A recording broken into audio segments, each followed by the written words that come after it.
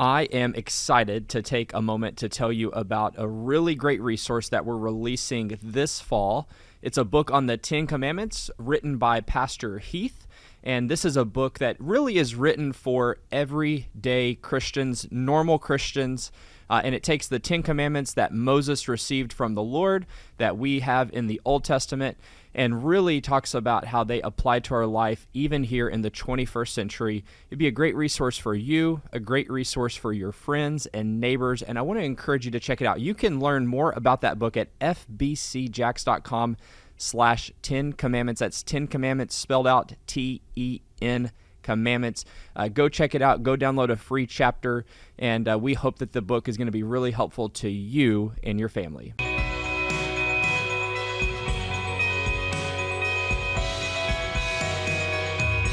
Well, hello. I want to welcome you to the After Sunday Show. I'm Heath Lambert. I'm the senior pastor of First Baptist Church, and I am not a host of the After Sunday Show. I don't know what I am. I'm like a moderator.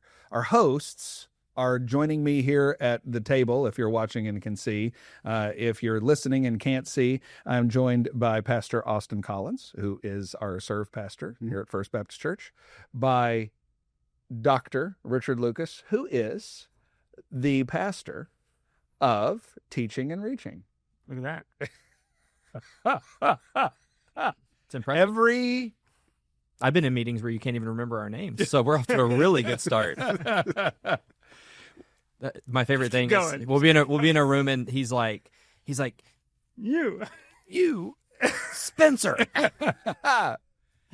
Your name is not Spencer. My name is not Spencer. For those who might not be able to see your face right now or might not know you, they wouldn't recognize that you are Cody Hoskins, and you execute things here at First Baptist Church. Word on Things, not people. Things, not people. All right, and you know how it works on the After Sunday Show. I actually don't have any clue what these guys want to talk about. They are each going to have their opportunity to control the conversation when we come to them. I don't know. Let's start with you, Austin. What's on your mind? What are we going to talk about first on this edition of the After Sunday Show? Yeah, something that's my family and I, we've been looking at like our schedules and our routines and disciplines as a family. And, I work a full-time job. My wife is a stay-at-home mom, which is more than a full-time job. I'm working on some school. And so like our time and our, just like our schedules are so crunched and so crammed. And, sometimes I feel like I look around at other people and I'm like, where do you have all of the time for you to go and enjoy like hobbies and leisure and things like that? And so I'm honestly curious, one, what hobbies you guys have or just things that you like to do kind of in your own free time.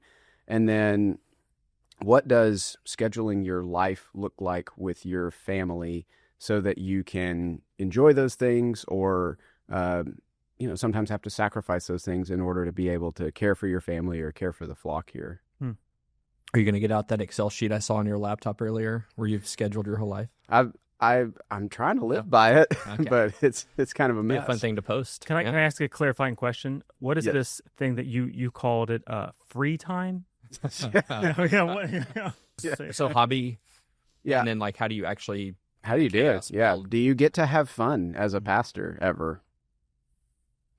Working at First Baptist for Heath Lambert is nothing but fun. That's true. I appreciate that, Cody. That's kind of you to make that observation.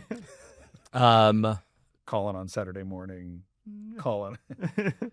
So fun for us, fun personally, and then fun for our family. Honestly, I think the thing I've tried to do is learn how to marry those things together.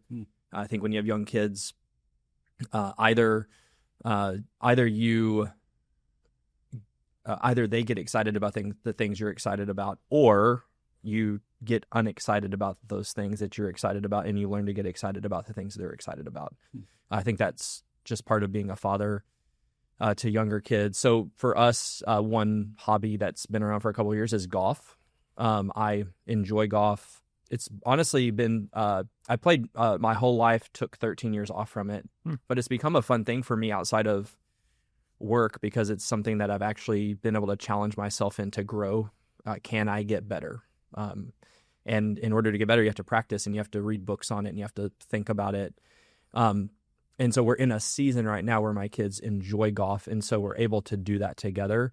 I think if we were in a season where they didn't like golf, honestly, I would just put it to the side and not spend much time thinking about it or doing it. But we're in a season right now where we have a putting green at our house. It's very common throughout the week for us to have a putting competition between me and the kids. It's very common when the weather's not like it is right now in Florida, which is blazing hot. It's not uncommon for us to meet up after I leave work at a golf course and play 9 holes together. But that's like all 5 of us on one golf cart together riding around. And so that's fun. And this, yeah, it's super fun. Yeah. May or may not have thrown my kid off of a golf cart recently. It was a scary moment. So you're on like 2 wheels or something? Not on purpose. Okay. So for us, that's like one thing that we enjoy doing together. Yeah. Because I was going to say, like, golf, that's a huge investment where you to just like go out by yourself and do that on Saturday. Which just doesn't happen a whole lot. Yeah. And so if it's going to happen most often, it's going to happen when we're doing it together. I honestly don't know how to answer that question. So, I mean, I what do I do? Well, I work at the church. I serve at the church, spend time with people at church, have fun doing those things in the midst of the hard work. I enjoy spending time with my family. Usually that looks like me doing things they are interested in. Naturally, your different kids take on different of your interests at times. And so that's great. So, I used to like watching more sports games. I just usually don't have a lot of time to do that. I do enjoy that sometimes.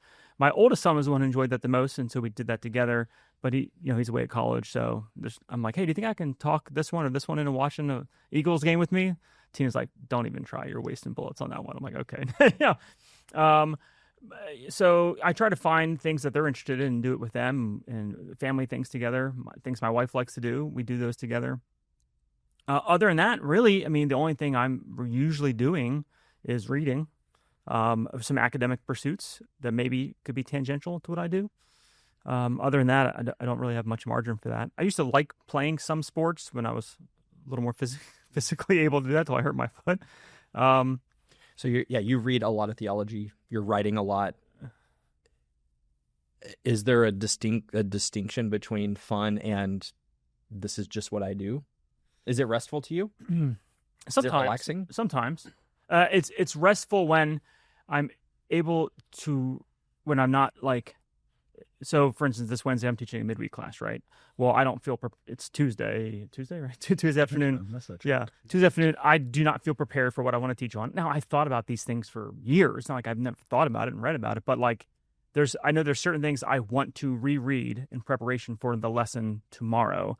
And so that doesn't feel relaxing. I feel like I got to like just consume info as opposed to, I'm going to be teaching on this thing in 3 months. I can like leisurely start to think about it. That's more enjoyable to me when it's more leisurely farther out. So can I ask a follow-up on that? Sure. So So I love you. I've known you for a long time. And you and we love academic theology and technical commentary. Put me in that group. Well, he hasn't gotten to the but yet. It sounds like there's a distinct but. Richard, I love you. But. So, and maybe this is just me, because I actually think you're really fun to be around. Right, I appreciate it. But thinking like about my own self here of like I would say academic theology is probably just not everybody's cup of tea. Yeah. How do you think about academic theology or just even, again, like hobbies, to still be able to like connect to people? Because we don't want to just be like, ivory tower theologians. We have examples in church history where that's gotten pastors in trouble because they didn't smell like the sheep, So how do you understand like who you are and what your interests are, but still be able to relate to people in that sense? I enjoy people. So I'm spending time with people. We're having people over our house. We're getting together with people. So there's I've always been a people person, I guess you could say. So some people are academics who, to the exclusion of people. I don't really consider myself an academic in the strictest sense. I just enjoy doing some of that work, right? I mean, that's part of what like a PhD program pounds that into you, I guess, at some level, where you wouldn't be interested in pursuing that if you weren't. But but I view part of my job is to take concepts that many people consider more maybe abstract or academic and help show the relevance and to bring them down and put them more the cookie on the bottom shelf, so to speak. You know, like I think of someone like, you know, we've talked about R.C. Sproul was a top flight academic who could just talk to the average guy. And I love that. I mean, and sometimes he would use a bunch of Latin words. You're like, huh? But for the most part, he had great stories. He connected really well, just a powerful speaker. I'm not trying to model after R.C. Sproul, but it's a lot of things about that are worth emulating. You're good at it too. Oh, I appreciate that. Okay. We're teaching in our Sunday school here at First Baptist. We're teaching through 1 Corinthians right now. I came to you recently. I was teaching through it, and it was 3 chapters, which is a lot to try to do in a 20, 25-minute lesson. And you and I wrestled through, okay, but what are we trying to get people to see here? And I remember you took big theological concepts, and you're like, here's how this played out at my dinner table over the last couple months. So I think you're good at it. I appreciate that. Yeah, honestly, I mean, sitting around the dinner table with my kids has probably forced me to do that, right? I feel like I've learned a lot how to just teach theological things, trying to like get my kids interested and excited about it. And so that's been a kind of a learning forum for that. Okay. But to answer your question, I do think, you know, some people are just wired certain ways, right? You know, some people are all into collecting stamps or baseball cards or whatever, you know, and I had friends in like college used to joke like, we could ask you the name of any random person in the country and you could tell me where they went to school and what seminary their professor at and what classes they teach. And the reality is I probably could have. Okay. But like at the time, if you asked me about like, you know, name the 53-man roster in the Eagles, I probably couldn't have. Where, you know, Probably. at the time. Couldn't have. But now I'm more, now, you know, like, so those things kind of wax and wane a little bit. Yeah. That's helpful. Do you have any hobbies? So I do. My answer to this is somewhat complicated. And as I've been sitting here listening to everybody else having a few moments to reflect, it's occurred to me that it is more complicated than I even knew when I first heard you ask the question. So let me try to make it easy. And you framed it in a very particular way: family, kids, phase of life. How do we do this? Let me say 2 things. So first, I am in a very different season in life than you are. I'm within spitting distance of being an empty nester. I'm not there yet. We have a couple of years, but and we've got 4 under 6. That's right. So I remember when all my kids were under 6, and it is a different universe. Under 7, sorry. Yeah. Nobody knows. It's a different universe. And what I did, I made a commitment. Actually, I made a commitment over 20 years ago when Lauren was pregnant with Carson. I made a commitment that my hobby is going to be my wife and kids. So I'm just going to get in the frame of mind that, and I was still in school at that point. And when I'm done with school and when I'm done with work, I'm going to come home and I'm going to be husband and I'm going to be dad. And so I gave piggyback rides and read books and watched Thomas the Tank Engine and took adventures in the neighborhood down to the creek to play dinosaurs with Fricka-Frack and Orgstromutz were their names. And I had tea parties and went to baseball games and t-ball games and ballet recitals. And I just said, this is my hobby. And honestly, I didn't want to just, I got to go do my kids thing. I wanted to like have a way of wrapping my head around it, that this is the way I'm going to serve. I'm going to be devoted, that my avocation, my interest is going to be my kids. And so I did that. And honestly, and it still is. I make explicit intentional time for each and every one of my kids. And now my granddaughter, I make, and son-in-law, I make specific intentional time to be like devoted to them. Still, my wife and I, we still spend time together every day. We still take a date every week. But the demands of that have reduced. It's not, in the phase where I am now, I don't have like a 4-year-old, a 6-year-old, and a 3-year-old saying, "Daddy, come," it's different than that. And so things have eased up. So I would say to people in that spot where you are, I would say, hey, honestly, just own this. Yeah. It'll be over so fast. and you won't care about golf or swimming or That's true. stamps or what. You won't care. Like you will want those memories. And honestly, one of the reasons, like with older parents where they say, my kids never want to spend time with me. One of the reasons that's the case is because they learned when they were little that you didn't want to spend time with them. Yeah. And so if you want your kid to like seek you out and spend time with you, seek them out and spend time with them when they're still interested in you. And so those investments don't always pay rich dividends. Having said that, my one true lasting hobby, even in those little years, I didn't get to do it as much as I did before, and I didn't get to do it as much as I do it now. Can we guess? Going to Reba concerts? You are always the one who brings that up. That's your stamp collection right there, man. That's my stamp collection. Oh, man. You know, You have more Reba concerts than some stamp collectors have stamps. I know some stamp collectors would love to have as many stamps as concerts I've been to. But no, it is not. Oh, okay. It is not attending Reba concerts. Although I'll go to any Reba concert you want me to go to, Do you keep just for the record. ticket stubs? I don't keep the ticket stubs, but that would have been a good idea. If you had told me in 1993, when I went to my first Reba concert, that I should keep the ticket stub, I would have been thankful for the advice, but I don't have any of them now. Do they even have ticket stubs now? Electronically. Yeah. Electronics. Anyway, I guess I could take a screen grab. Any rate, my one true hobby that has endured all these years is reading. And I honestly don't know how to tell you how much I love it. Yeah. I don't know how to tell you how much joy it gives me. I don't know how to tell you how much I love everything about it. The more I think about it, the longer I read. I love everything. I love reading anything. I mean, this year, I keep a record of the books I read in the year, and I have a little shelf area where I keep them stacked up. I love progress. I love watching the bookmark go through the book. I love watching the books get added to the shelf.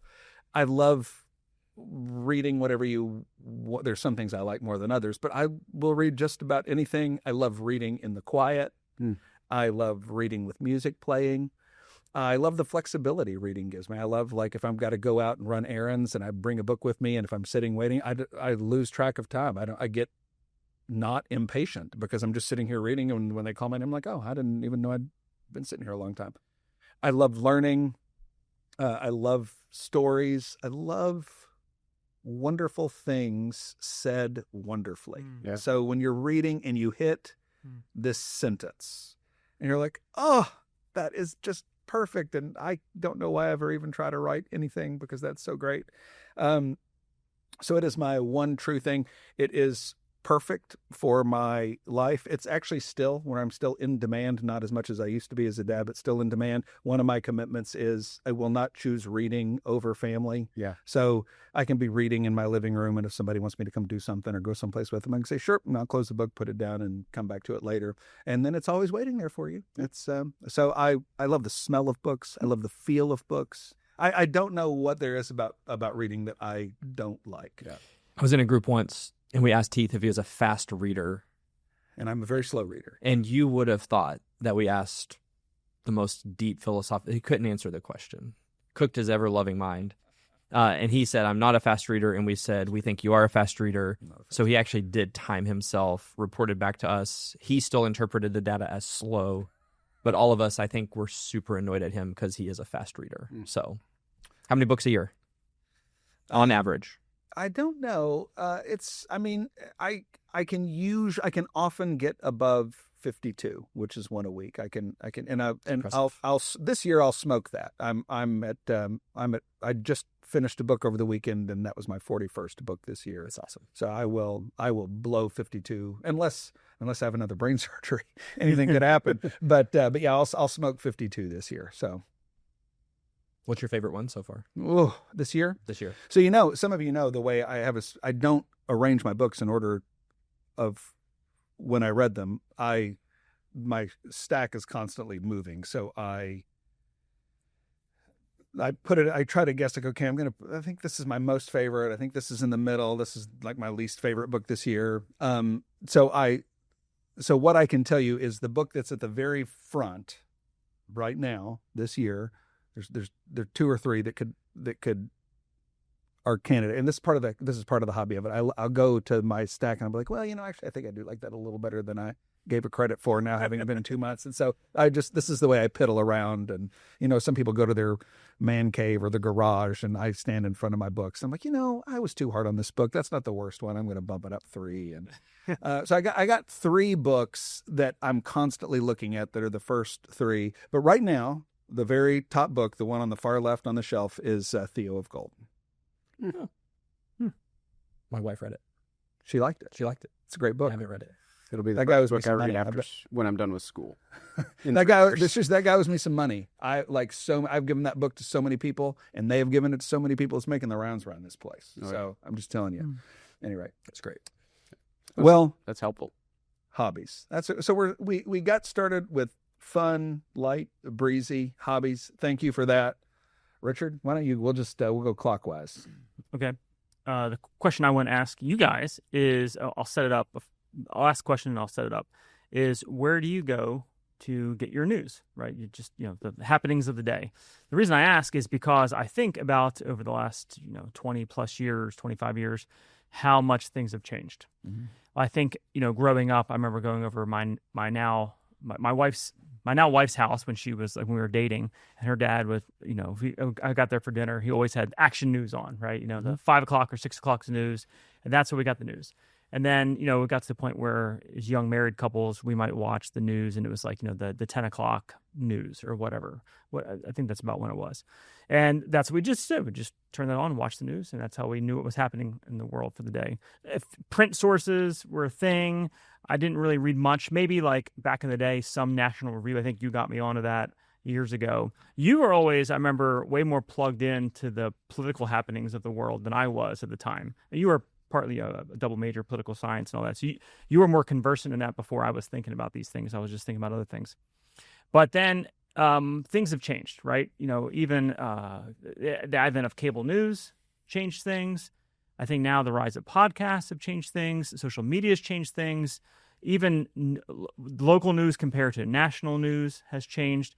And even it's much more partisan than it used to be as well, right? And so even it's kind of like a cultural war about where you get your news.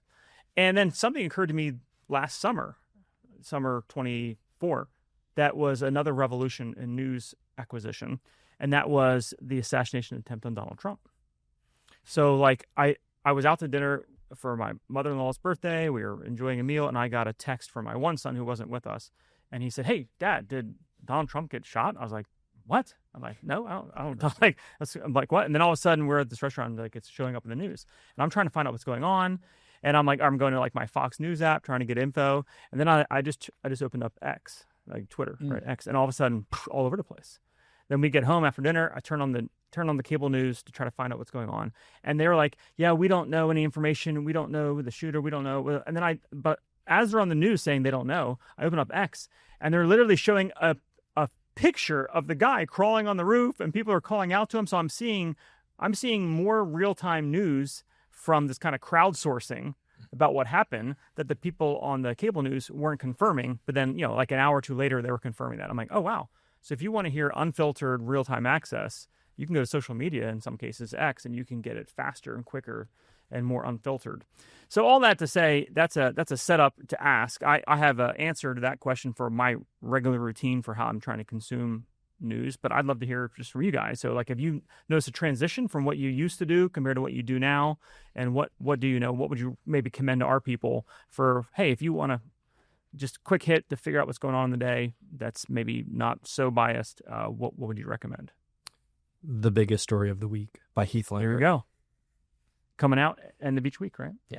No, it is. It's really good. I will answer quickly because I don't think I'm helpful here.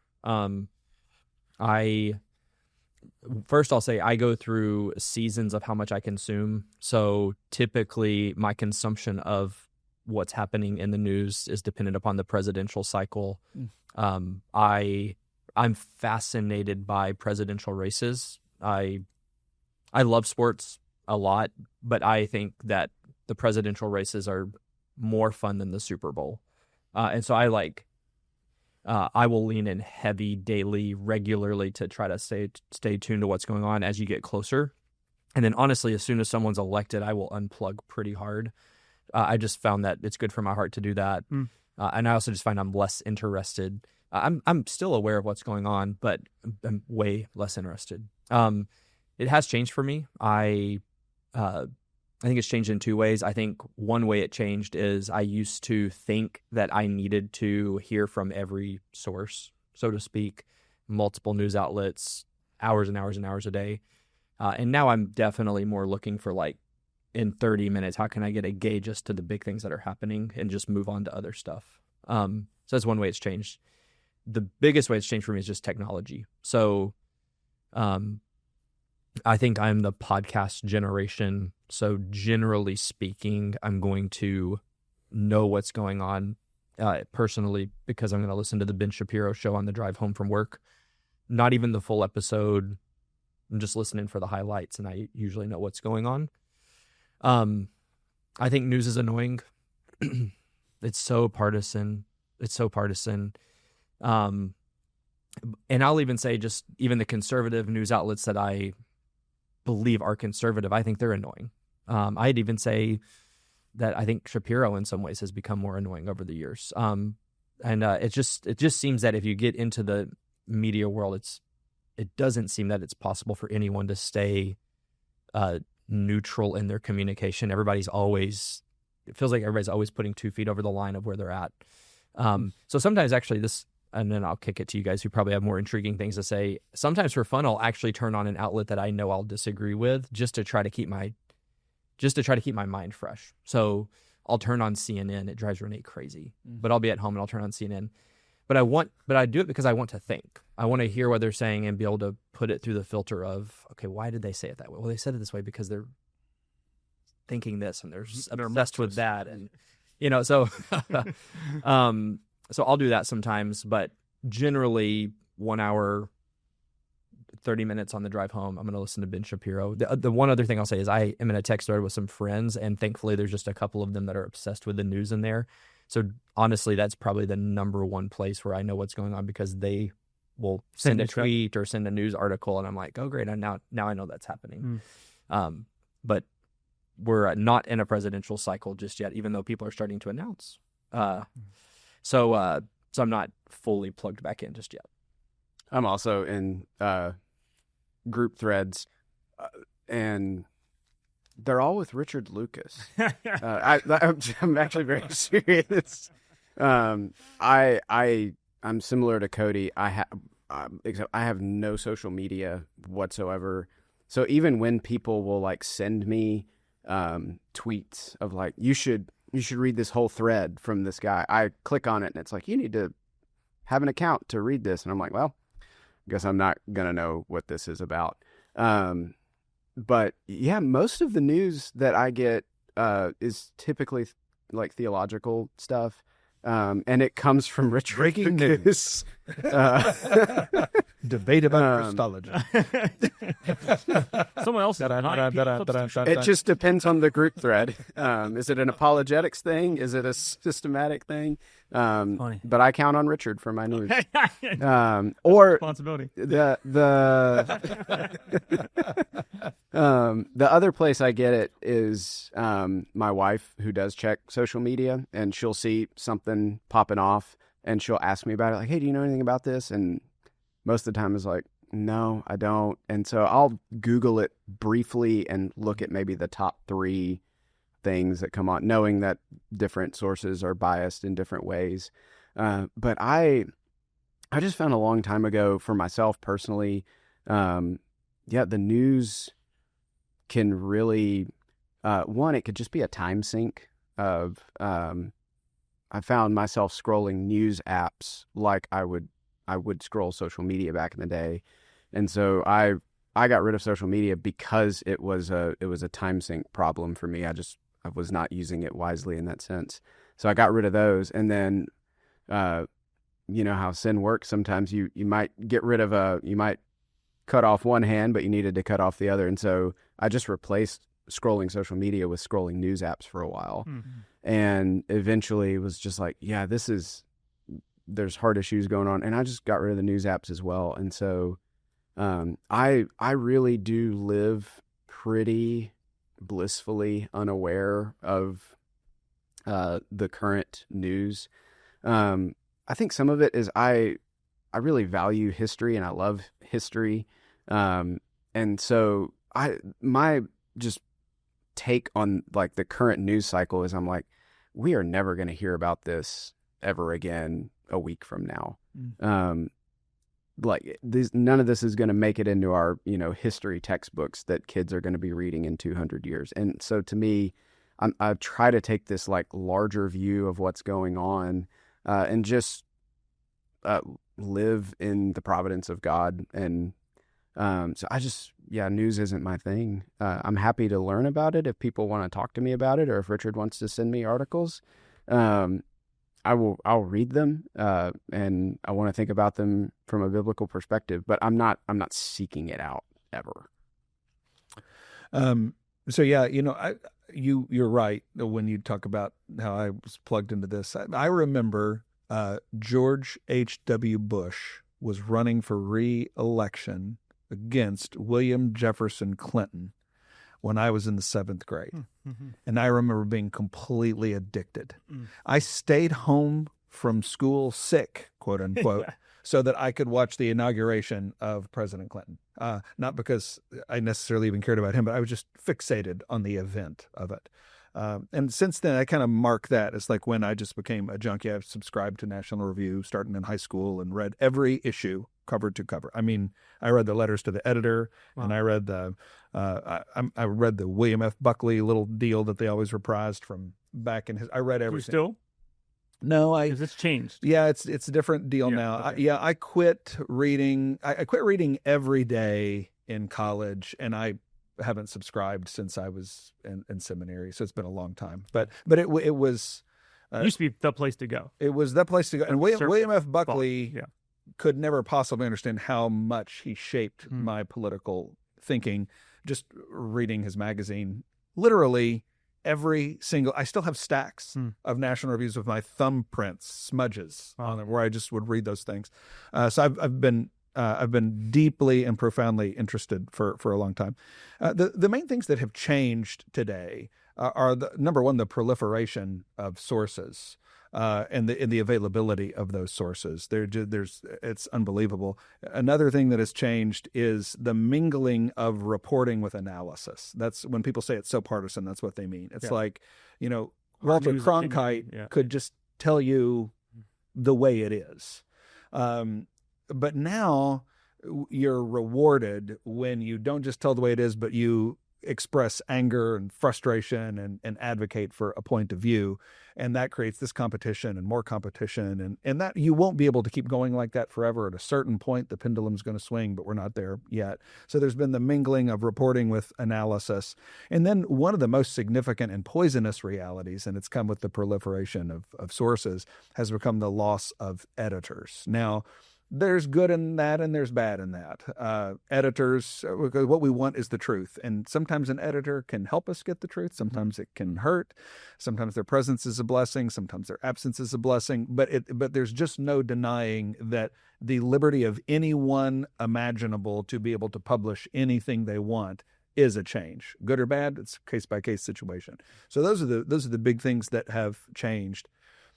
For me, I care a lot about the news. So I'm in a different spot than you are. I care a lot about the news. I want to know the truth.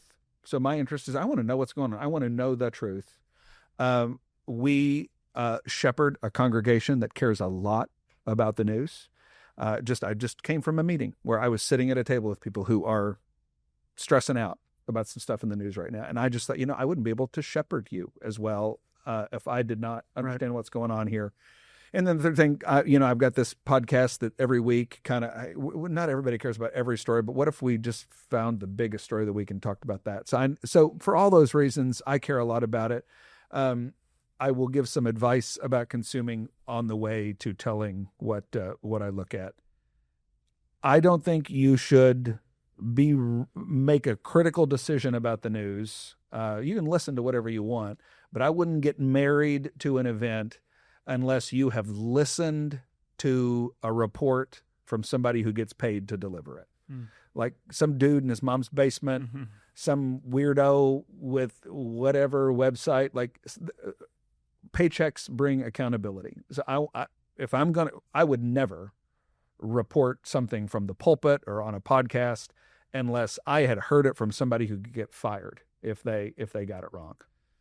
So I think there needs to be accountability in the people that you listen to. I think there needs to be. I think you need to get it from as direct as possible, a source. So, like, if I have an opportunity to listen to a news report about a presidential press conference or watch the press conference myself, I'm going to watch the press conference myself. I'd rather sit here and listen to what the president said or his press secretary said or this congressman said or this prime minister. I'd rather just sit there and listen to it than listen to somebody tell me what happened. That just gives me a step in between the event, and I don't like it. Now, sometimes Donald Trump knows how to give a great big old long interview with the press, and sometimes I just can't sit there and listen to that. And so then maybe I'll go to like highlights or something like that. But I'm trying to get as direct information as possible. One thing, and not everybody has to do this, every June when Supreme Court decisions come out, I refuse to listen to news reports about the Supreme Court decisions until I've sat and I read every Supreme Court, all the consequential ones, not every one, but I read all of the consequential Supreme Court decisions on my own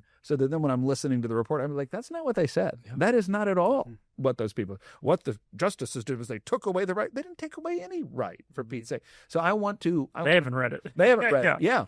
I was on a radio debate with one gal. That's a whole other story, but I was like, I read the opinion and that's not what the justices said. So I want as direct information as I can get. And then when I go to reporting, I vary my sources. So I listen to the New York Times daily. I think everybody knows that's a little left-leaning. Oh, yeah. I listen to Morning Wire and Evening Wire every day. I think everybody knows that's right. I have more joy listening to Morning Wire and Evening Wire than I do listening to the Daily, but I listen to the Wall Street Journal every day. They can vary. They're kind of used to be more right now. Now it's they're in a little bit of a bad mood about the current Trump administration. Yeah. So we'll see how that goes. And I was watching a special report with Britt Hume. I really do think I consume a lot of news, and I am always impressed with Special Report. I think they do a good job of reporting facts. I think they do a good job of making clear now we're talking about our opinion. Brett Baer? No, you said. What did I say? Britt Hume. Oh, Britt Hume. Well, also good. I started watching Special Report when it was Britt Hume. I love Britt Hume. Yeah. Always love Britt's analysis. Britt, like we're on a first name basis. Although he's not a Trump devotee by any means. No, but he's a straight shooter. Yeah, he is. He's a straight shooter, and he will always make a defensible case, and I appreciate that. I don't have to agree with you to respect in the same vein, I'm going to get in trouble saying this, but it's the After Sunday show, and this is what we're supposed to do. I try as often as I can, and that's not very often, but I try to watch the Rachel Maddow show. And it is hard on me. That is hard. It is very, very hard on me because she is so, like, she doesn't even try to mingle a line. She just comes at you with her opinion. And it is hard to make it through. But for similar reasons, I want to listen to you. I want to understand your case. And the reason I don't respect it is not because you're saying something I disagree with, but I can't tell that you're trying to represent well the view you don't agree with. If I could believe that you're trying to represent the alternative view, it would be so much easier for me to listen to you. But when it's just like the devil and this is horrible and what's happening, I'm like, okay, it's just not. It's not that. Anyway, that's how I think. Were you a C-SPAN? Are you a C-SPAN guy? I haven't watched C-SPAN in a long time, but it's so nerdy. I watched C-SPAN more in high school. So that was me. Like in high school and college, it was C-SPAN. You just get it straight. Okay. It was great. Before a podcast, if you told me C-SPAN wasn't on anymore, I would believe you. Yeah, I don't know. Okay. Well, I'll just mention what I do real fast, just for the sake of maybe benefiting some of our folks. Yeah. So, how do you send me all those articles? Okay. Yeah. Well, in terms of just like world happenings, world news, I every day I'm listening to Morning and Evening Wire, which is a Daily Wire news broadcast. I commend that. They make it easy on you. They do make it easy. Yes, they are conservative voices, but they really, I feel like, are trying to be not. And if it's not like they're shoving anything down your throat. They tell you what the truth is. Yeah. Yeah. So I think that's like for straight reporting. I think from a Christian analysis point of view, The Briefing by Al Mohler, I'm usually listening to that most days, and I find really helpful. From, again, more of a podcast and news analysis, it's like I think it's a weekly, is The Bully Pulpit. That's a newer podcast. I found that really helpful. It's by Andrew Walker, Eric Tietzel, Eric Reed, and Dean and Sarah, the four of them. They have other people on there sometimes, but they are analyzing the news from a conservative and Christian point of view. So I find that helpful from an analysis point of view. Another one, I'd be interested to see what you think about this. I don't think he's a Christian, or at least not like an evangelical, is Victor Davis Hanson. Oh, he's brilliant. He's brilliant. Yeah. Totally brilliant. He works with, he does a lot of things, but every night, 5 days a week, he does a 10-minute kind of analysis of something on the Daily Signal. Watch it on YouTube. I think it's great. He's incredible. Super helpful. Yeah. So I definitely commend that. And then if I just want hey, I want to watch either Brett Baer for I DVR it, watch some of that, or sometimes just news clips on YouTube on YouTube channel is quicker. Sometimes if I want to have a little fun, I'll listen to Jesse Waters' monologue, because that's always he just has a way of kind of kicking things a little bit. And then from some news summary shows, I don't always listen to all these, but these are really helpful from like a more conservative and or Christian point of view. World Radio does The World and Everything in It. Daily Signal does Top News in 10 with Tony Kinnett. And then PragerU does the wrap up. All of those I found is helpful kind of news summary places, like Daily Wire. And then if I do sometimes enjoy, if I want like a little longer conservative analysis, either like a Ben Shapiro or Charlie Kirk. Sometimes they have some interviews or some analysis that I found helpful.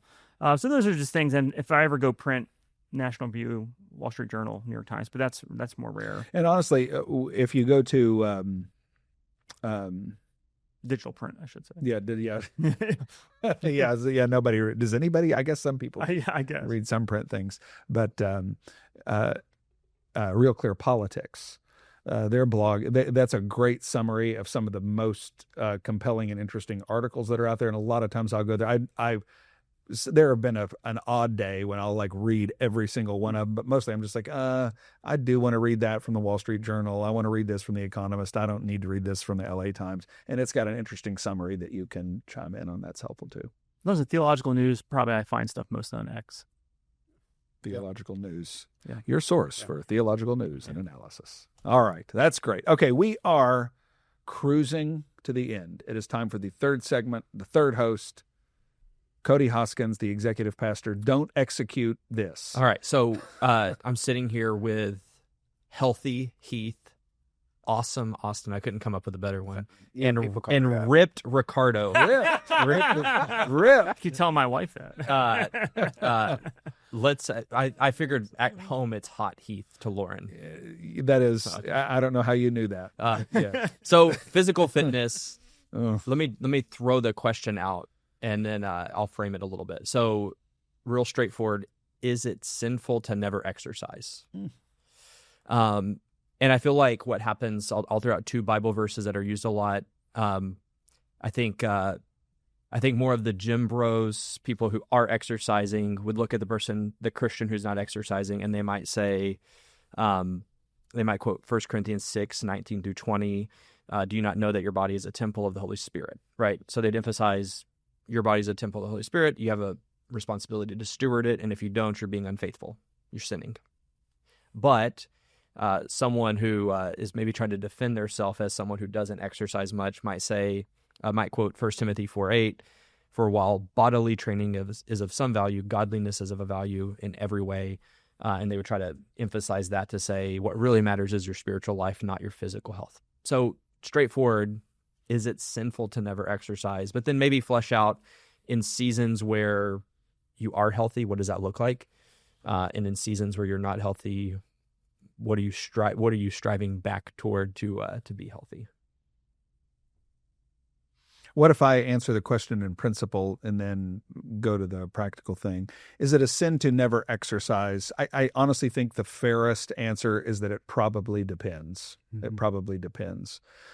So we have received these temples that are a gift, a precious gift from the Lord. We are to steward them.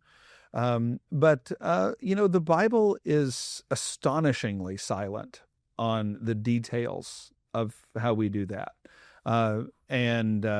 So I think we need to work on caring for them. I certainly think we need to not abuse them. But in terms of what we actually do with exercise, I think the main thing is probably to be aware of the extremes. And then there's just a lot of freedom in the middle. So one extreme would be to like obsess over this. And I forget what did you just call the people who are always at the gym? Like a gym bro. A gym bro. Yeah. Okay. So I guess like a gym equivalent of like a mall rat maybe or something. Okay. I think that's what it is. Okay. Okay. So these are people who are just like obsessing over their bodies. They're obsessing over how they look. Everything else takes a back seat, and it's kind of driving their life. I think we would say that's obviously an extreme to be avoided. But then there are other people who are slothful and lazy. And the reality is you just can't eat any old thing you want and treat your body any old way. And be a good steward of it. And so there are going to be some things we're going to do to be healthy without moving into the category of I'm not trusting the Lord to care for my life all the days ordained for me or written in your book before one of them came to be. Like, I got to trust the Lord. I need to be a good steward. How do I do that? The reason I say it's probably not is because we do have this Romans 14 category of anything not from faith is sin. So there could be a conscience violation. There could be people who are like, hey, if I don't do whatever this minimal standard is, then I'm going to feel like I'm violating my conscience and be guilty of sin. Or so I want to leave room for issues of conscience and that kind of thing. But I think probably what we need to do is get the principles right and then figure out, hey, for me and my health, everyone's health is different. For me and my season of life, every season of life is different. For me and my unique medical situation. I mean, I've had 6 brain surgeries. There's been seasons when my doctors have told me to stay off of my feet. And they've had me on steroids that have me eating like Paul Bunyan, and then there have been times when I need to get out of that. So what's your life? What are your health restrictions? What's your season of life? I think we need to embrace the discomfort that there's just going to be some freedom and messiness in that. It's good. Yeah, I think I would totally agree with that. Of like, there's going to be some people that, they have exercise-induced asthma, and for them to like start, running marathons would actually be more detrimental to their health, long term. But at the same time, I think there is a danger where we can. I think it's very easy for us to find excuses to not exercise or do minimal things to steward what God has given us. I think there's a danger that people are like, well, I'm going to die anyways, so like, what's the point? And my mom wore a t-shirt. She smoked 4 packs of cigarettes. She started smoking when she was 12. She smoked until 2 weeks before she died at 63. And she had a t-shirt that said, eat right, exercise, die anyway. And we're like, Mom, come on. Like, we can do better than this. Yeah. And while that's true, like, there's also there's this stewardship side of like, well, I could eat poorly and not steward my body well and croak out early on in my life. And then, well, is that in balance? Is that stewarding my responsibility to also take care of my family if I'm not around to be able to, put bread on the table? So there's stewardship on both ends of that. I'm talking as a guy who just in the last couple of years started exercising again. I was unhealthy like my whole life. Mountain Dew guy, right?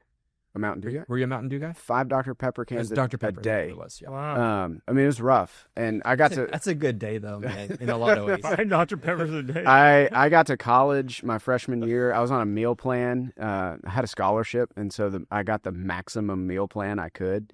And I gained the freshman 15, like a lot of people do, and then I gained the sophomore 15, and then I gained the junior 15. And around my senior year, when I knew I was going to get married, I was like, I should probably stop. So I backed off a little bit, got married, and then I gained that like first year of marriage 15. And so I wouldn't know how to cook better than you did. I gained the first year of marriage 25. I gained 25 pounds my first year of marriage. Now your wife can cook. Yeah, she's Italian and yeah. So I was unhealthy, and a couple of years ago, I finally was just like, yeah, I need to get healthy in order to be able to do the work that I'm doing. And to not be like feeling miserable all the time. So I started running. So I've been running most mornings about 2 years. What time do you run? 5 a.m. You run at 5 a.m. How long do you run? About 30 minutes. So I get up at 5, put shoes on, stretch, and then I get out. So you go out, you're not on a treadmill. No. How much ground can you cover in 30 minutes? I can do about a 5K. Okay. On depending on the day and depending on like how I'm running. So that's like 5 to about, by the time I'm stretched and like I'll do a cool down walk on the way home. I get home about 5:45, then go hop in the shower, get out, make coffee, and read for a while till my family wakes up. So it's nice. So now your little kids, when do they wake up? 7:30. Okay, so you do it a little bit of time. Okay. Yeah, I've built in some margin there. So I just started looking at the like recommended exercise that doctors say, which is like 30 minutes of moderate exercise a day. And I was like, I can run for 30 minutes. I'll figure this out. I had to ramp up into it for a while. But now I actually really enjoy it. I used to hate running. I hated it. It was terrible. Those first few months were miserable. And then I kind of got over the hump. There's other people here at the church that were running and were encouraging me to keep going. And that was great. And now like I feel like I'm in this spot where I'm like, yeah, I'm taking care of myself, and I now have more energy to spend time with my family, and my brain is more alert in the mornings. And I think thinking about that passage from 1 Timothy 4 of like bodily discipline or exercise is good, but godliness is better. I think that the trap is to create a false dichotomy out of that, of like, well, if I can only exercise or read my Bible, then I'm going to pick reading my Bible, and my life's too chaotic for me to sort out my time. And I would say, I actually don't think so. I think you can run without headphones in and pray as you're running. Pray for the houses that you're passing by, that the Lord would give you opportunities to speak the gospel to your neighbors. So I would encourage most people that don't exercise that there's a way to do it. Maybe it's just walks in the evening with your wife, talking about the Lord together. Yeah, he doesn't say it's of no value. He says it's of some value. Some value. Yeah. It's good. But the Greek behind it is no. Richard, can you confirm? That's good. I think the danger. That was a joke. I just want to be clear. That's a joke. I'm for exercise. I do it every day. Go ahead. I think some people hearing this question or hearing what you just shared, some people want to feel a justification for one decision or the other, right? Yeah. And I think there's some people, I think you're right, it's not a dichotomy, you don't have to choose. But there's some people that will not miss a day to work out. And they spend a lot of money on gym memberships and supplements, and it's a social time too. And yet they hardly spend time reading the Bible and praying, right? So I would say, well, that's a gross imbalance of the priority, right? There's other people that maybe try to sanctify their lack of physical exercise and discipline because, like, oh, well, I'm caring for my family and I'm reading the Bible and I don't have time for that, right? And so that's a danger too. I think it does look different different times, different people, different seasons. You know, I think I've tried to figure out what physical activity looks like at different stages of life, different seasons of life. There's times I've been more active. I hurt my foot pretty bad during COVID. I got plantar fasciitis, and that just radically altered. Like, I used to love playing basketball a lot. I used to run more, all those things. When I've tried to do that, like, I've regretted it since then. So, you know, my wife and I, we typically we'll walk together, maybe 3-4 nights a week for about an hour. That's great. 3 miles. And we do that. It's pretty brisk, you know? And so that's a great time to talk and relate and stay active. And then someone gifted me a rowing machine, one they had. And so that's something I could do with low impact on my foot. And so that's something I've tried. And then some of my teenage boys, they've gotten into weightlifting. I did that in college and not really since then, but they got into it. And then, so they built out a gym in our garage, and now they're away at college. And actually I've just in the last couple of weeks, I've started using it more, but I'm just, it's like, my wife's like, don't go in there and pass out. Yeah. You're a walker. I'm a walker. Yeah. I love walking for much of the same reasons that I love reading. Like, I can do a lot of things when I'm walking. I have a lot of phone call meetings when I'm walking.